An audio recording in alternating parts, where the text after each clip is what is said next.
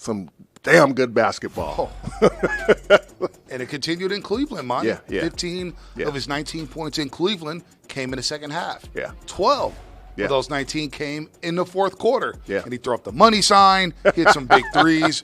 But it's just, the first 2 games on this road trip, they score a combined 22 points in the first quarter. 12 in Philadelphia, 10 in Philadelphia, 12 in Cleveland. Tonight against Chicago, they dropped 38. Yeah. And Pat Spencer started back-to-back games, but tonight, more so, they matched the pace of Chicago.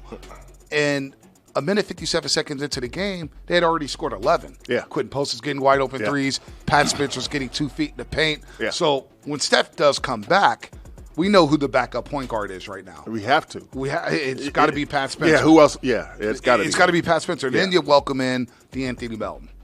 His first 2 games of the season, coming back from a torn ACL, what is he going to look like?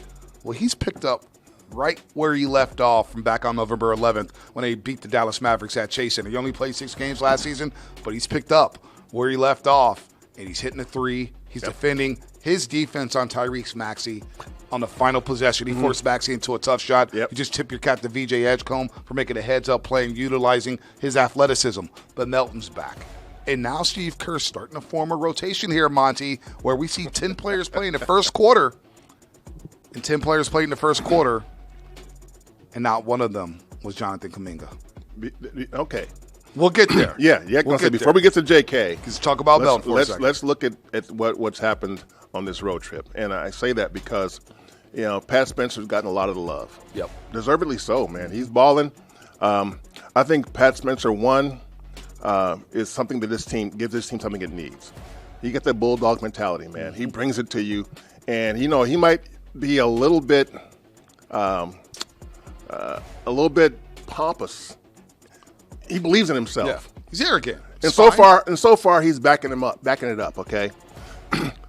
I think, too, that the way Pat Spencer is playing right now has been good for Brandon Podziemski to see, to watch. Because Brandon's problem has been he doesn't get the team in its offense as well as he should. Yep. Pat does. Yep. Pat does. And Steve said after the game in Cleveland, that even if we don't get a good shot, I feel good about every possession when Pat's out there, And that's what you want, because he's not dribbling in the traffic and then going, oh, my God, what am I going to do now? He's not doing that. And that's what Brandon was doing too much of. And the third thing about Pat is that he has no fear whether it's the first quarter or whether it's 30 seconds left in the game. He will take the shot. He will do what he has to do. The only thing that you don't like about that, I didn't like about Pat during this road trip was, those 2 inbound passes were kind of shaky. That first one was really shaky. The second one was kind of shaky. Yeah, in Philadelphia. Yeah.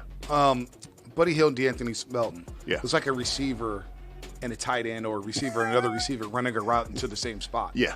Buddy and Melton ended up in the same spot. Yes. I think it was intended for Buddy there. Yep. And just 2 guys run into each other. You're bringing in 2 defenders. They get it easy still. Yeah. So I saw the vision there. Yeah. Tonight against Chicago, 4 turnovers. Didn't kill the Warriors. Yeah. But he's been efficient. Yes. Again, he's playing .5 basketball. Yep. Everybody's touching it, and the ball's not sticking. To your point, Pods comes off the bench.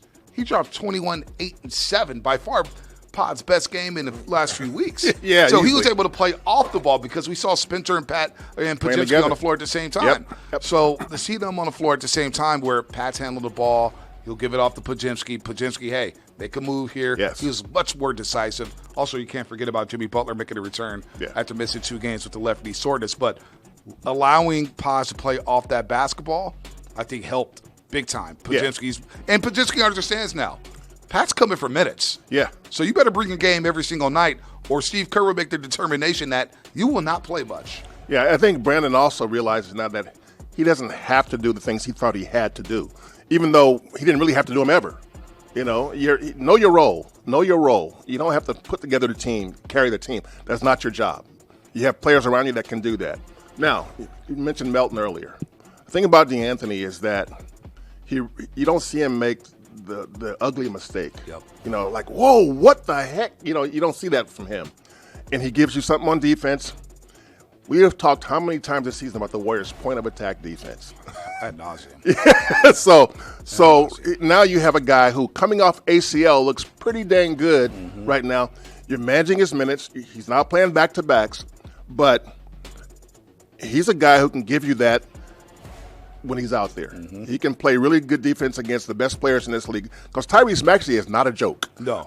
I mean, he's as quick as they come. Yep.